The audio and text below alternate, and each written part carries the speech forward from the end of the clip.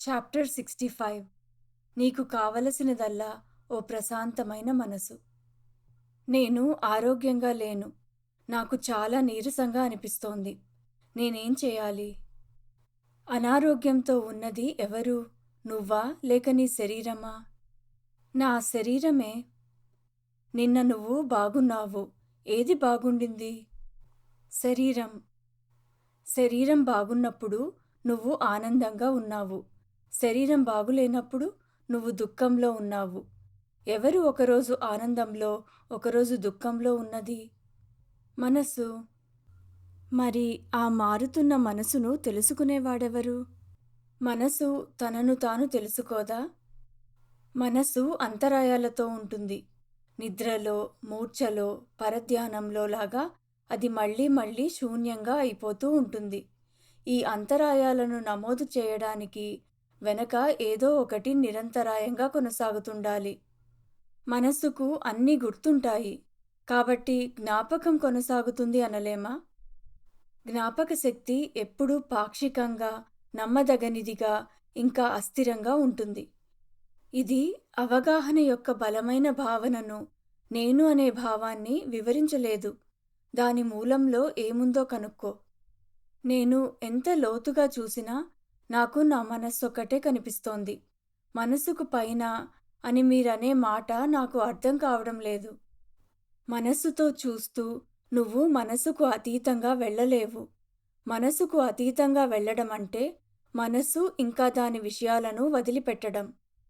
అయితే నేను ఎటుపక్క చూడాలి? ఎటుపక్క చూసినా అది మనస్సులోనే ఉంటుంది. నేను నిన్ను ఒక నిర్దిష్ట దిశను చూడమని చెప్పడం లేదు. నీ మనసులో జరిగే వాటన్నిటినీ వదిలిపెట్టి నీ దృష్టిని నేనున్నాను అనే భావన మీద పెట్టు. నేను అనేది ఓ దిశ కాదు, అది అన్ని దిశల యొక్క నిరాకరణ. చివరికి నేనున్నాను అన్నది కూడా పోవాలి. ఎందుకంటే స్పష్టంగా ఉన్నదాన్ని నొక్కి పట్టుకోనవసరం లేదు. మనస్సును నేను మీదకు తీసుకువచ్చినప్పుడు అది దాన్ని మిగిలిన వాటి నుండి తప్పించడానికి సహాయపడుతుంది. ఇదంతా నన్ను ఎక్కడికి తీసుకువెళ్తుంది? మనస్సును ఇతర విషయాలలో నిమగ్నం అవ్వడం నుండి దూరంగా ఉంచినప్పుడు అది నిశ్శబ్దంగా మారుతుంది. ఆ ప్రశాంతతకు భంగం కలిగించకుండా అందులోనే ఉన్నప్పుడు నీకు ఇదివరకెన్నడూ తెలియని వ్యాపించి ఉన్న ఒక కాంతిని, ఒక ప్రేమను కనుగొంటావు. ఒక్కసారిగా అది నీ స్వభావమేనని గుర్తిస్తావు. ఒక్కసారి నువ్వు ఈ అనుభూతిని పొందాక మళ్ళీ ఎప్పుడూ నువ్వు మునుపటి మనిషిగా ఉండలేవు. కట్టుబాట్లకు లొంగని మనసు దాని శాంతిని ఛేదించి దాని దృష్టిని తుడిచిపెట్టేయవచ్చు. కాని ప్రయత్నం కొనసాగితే ఆ స్థితి తప్పక తిరిగి రాగలదు. అన్ని బంధాలు తెగిపోయే రోజు వరకు, భ్రమలు ఇంకా అనుబంధాలు ముగిసి జీవితం వర్తమానంలో అత్యంత కేంద్రీకృతమయ్యే వరకు ప్రయత్నం కొనసాగాలి. దానివల్ల ఏమొస్తుంది? మనసు ఇక ఉండదు. నీ చర్యలలో ప్రేమ మాత్రమే ఉంటుంది. నేను ఆ స్థితిని చేరుకున్నప్పుడు ఎలా గుర్తించగలను? భయం ఉండదు.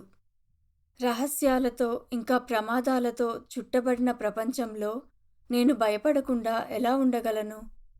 నీ స్వంత చిన్న శరీరం కూడా ఎన్నో రహస్యాలు ఇంకా ప్రమాదాలతో నిండి ఉంది. అయినా నువ్వు దానికి భయపడవు. ఎందుకంటే నువ్వు దాన్ని నీ సొంతం అనుకుంటావు. నీకు తెలియనిదేంటంటే ఈ ప్రపంచం మొత్తం నీ శరీరమే. దానికి నువ్వు భయపడాల్సిన పనే లేదు. నీకు 2 శరీరాలు ఉన్నాయని అనొచ్చు. వ్యక్తిగతమైనది ఇంకా సార్వత్రికమైనది. వ్యక్తిగతమైనది వస్తూ పోతూ ఉంటుంది. సార్వత్రికమైనది ఎప్పుడూ నీతోనే ఉంటుంది. సమస్త సృష్టి నీ సార్వత్రిక శరీరము. ఏదైతే నీ వ్యక్తిగతం అంటున్నావో దానితో నీ కళ్ళు మూసుకుపోవడం వల్ల నువ్వు సార్వత్రికంను చూడడం లేదు. ఈ అంధత్వము అదంతకదే సమసిపోదు. అది నైపుణ్యంతో ఇంకా ఉద్దేశపూర్వకంగా రద్దు చేయబడాలి. అన్ని భ్రమలను అర్థం చేసుకుని వదిలిపెట్టినప్పుడు ఒక దోషరహితమైన పరిపూర్ణమైన స్థితిని చేరుకుంటావు. అక్కడ వ్యక్తిగతం ఇంకా సార్వత్రికం మధ్య భేదాలేమీ ఉండవు. నేను ఒక వ్యక్తిని. అందుకే స్థలకాలాల్లో పరిమితంగా ఉన్నాను. నేను చాలా తక్కువ స్థలాన్ని ఆక్రమిస్తాను. ఇంకా కొద్ది కాలమే ఉంటాను. నేను శాశ్వతుడనని గాని, సర్వవ్యాపినని గాని అస్సలు ఊహించలేకపోతున్నాను. అయినప్పటికీ నువ్వు ఉన్నావు. నీ నిజ స్వభావమును తెలుసుకోవడానికి నువ్వు నీ లోతుల్లోకి దూకినప్పుడు, చిన్నగా ఉన్నది నీ శరీరం ఇంకా నీ జ్ఞాపకం మాత్రమే అని, విశాలమైన జీవిత సాగరం నీదేనని తెలుసుకుంటావు. కానీ నేను ఇంకా సార్వత్రికము అనే పదాలు విరుద్ధమైనవి. ఒకటి మరోదాన్ని వెలివేస్తుంది కదా! లేదు. నేను అనే భావము సార్వత్రికాన్నంతా వ్యాపించి ఉంటుంది. వెతుకు. అప్పుడు సార్వత్రిక నేనును కనుగొంటావు. అది నువ్వే, ఇంకా మరెంతో. ఏదైతే ఏంటి? ముందు ప్రపంచం నీలో ఉంది. నువ్వు ప్రపంచంలో లేవు అన్న దానితో మొదలుపెట్టు. అదెలా అవుతుంది? నేను ప్రపంచంలో కేవలం ఒక భాగం. సమస్త ప్రపంచం ఒక భాగంలో ఎలా ఇమిడి ఉంటుంది? అద్దంలోని ప్రతిబింబంలా తప్ప. నువ్వు చెప్పేది నిజమే. నీ వ్యక్తిగత శరీరం ఒక భాగం. అందులో మొత్తం అద్భుతంగా ప్రతిబింబిస్తుంది. కానీ నీకు సార్వత్రిక శరీరం కూడా ఉంది. నీకది తెలియదని కూడా నువ్వు చెప్పలేవు.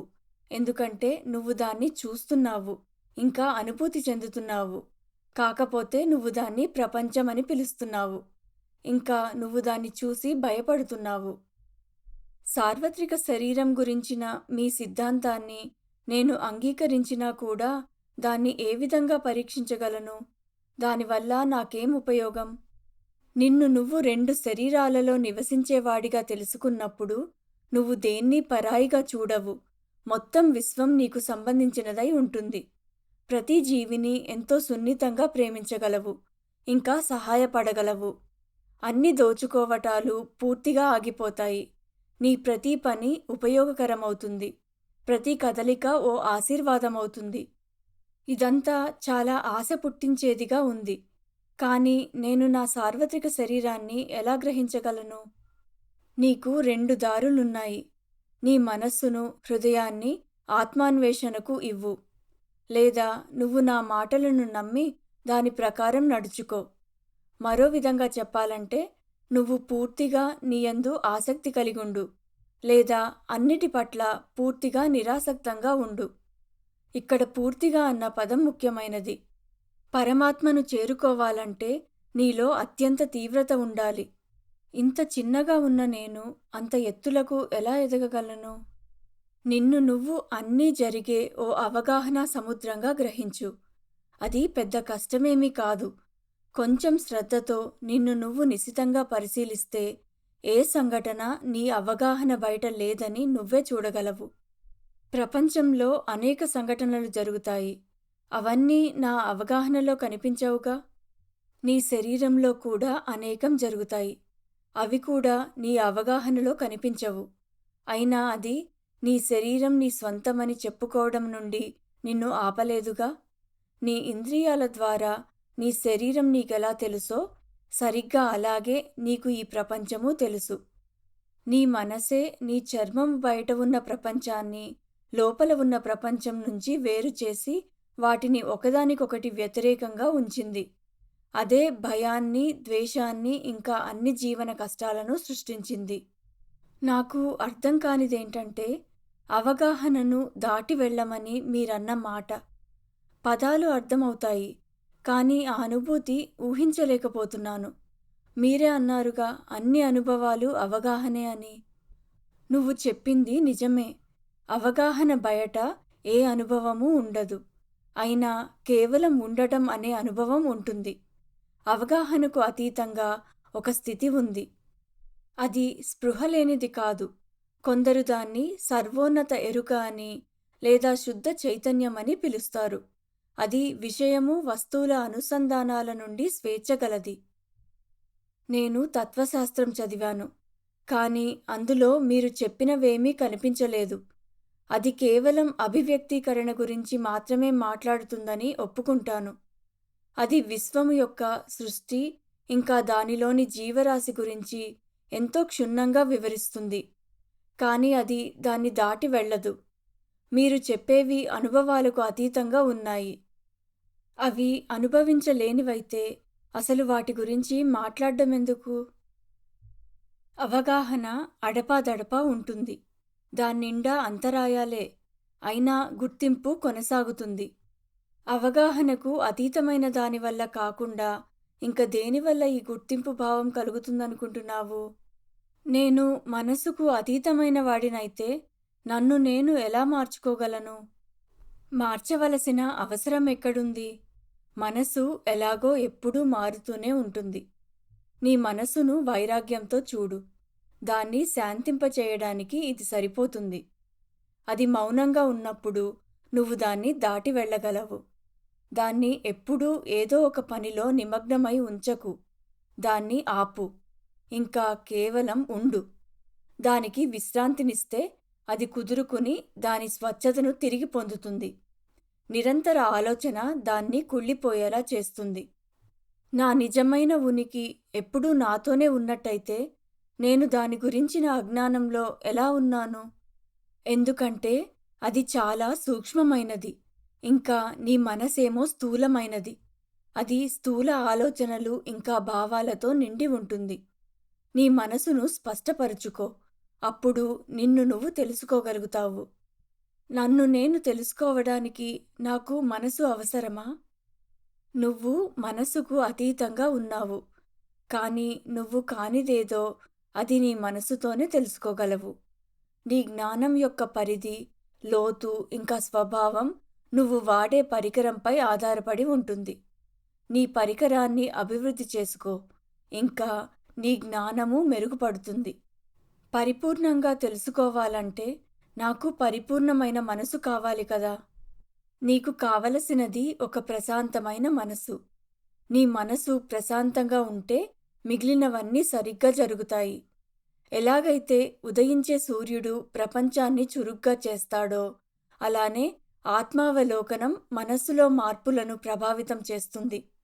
స్థిరమైన అవగాహన వెలుగులో నీ వంతు ప్రయత్నం లేకుండా అంతర్గత శక్తులు మేల్కొని అద్భుతాలు చేస్తాయి.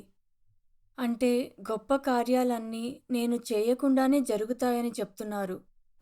ఖచ్చితంగా. నువ్వు జ్ఞానోదయం కోసం ఉద్దేశించబడ్డావని అర్థం చేసుకో. నీ విధికి సహకరించు. దానికి ఎదురెళ్లకు, అడ్డుకోకు. దాన్ని నెరవేరనివ్వు. నువ్వు చేయవలసినదల్లా మనసు సృష్టించే అడ్డంకులపై శ్రద్ధనుంచడం.